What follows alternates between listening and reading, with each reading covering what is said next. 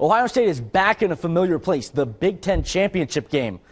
But it's how a very unfamiliar person at quarterback. Sports director Erik Elken is in Indianapolis with a preview of tomorrow's big game.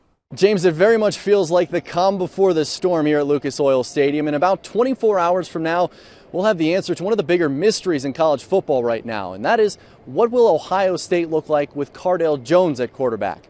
Much of the country's already written off the Buckeyes without JT Barrett, but both of the head coaches addressed the media earlier today, and that's certainly not the case for them. Quarterback is a product of those around him. He still has to obviously execute and do his things, but the guys had a very good practice around him as well, starting with the offensive line. So I'm very confident in Cardale. We don't expect the offense to change a bit, quite frankly. He's a big, strong kid that can run the ball very well. He's shown great speed.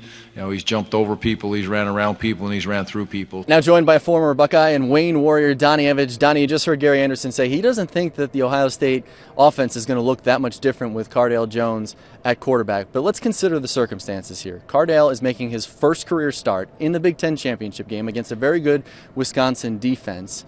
Oh, by the way, too, the college football playoff picture is still very much in play for Ohio State. Is this too much of an ask for a guy making his first career start? No, it's not. Cardale's an Ohio State quarterback, and an Ohio State quarterback is always expected to be ready, whether you're first string or third string.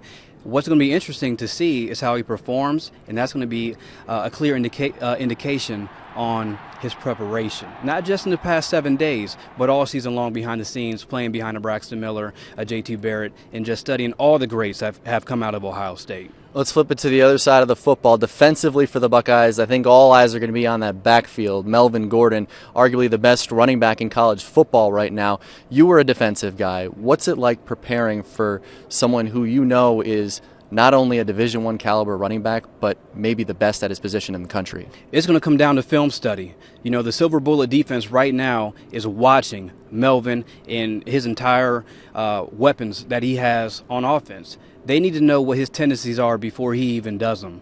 So if he's in a certain position or a certain stance behind the quarterback, they should know he's about to do this or he's going to do this so we can beat him to the punch. It's all about angles. So if they can know where he's going, they're going to be that much better prepared. And I thought it was interesting at today's press conference as well. Urban Meyer, when asked about his number one concern heading into the game tomorrow, it didn't have to do with the quarterback position or Cardale Jones. It had to do with tackling the ball carrier, and of course he was referring to Melvin Gordon. The game is set for 8:17 is kickoff here in Lucas Oil Stadium. You can watch it on Fox 45. Donnie and I will be here at the game, and we'll have a post-game breakdown as well. For now, for Donnie Evege, I'm Erik Elken. Let's go back to you, James.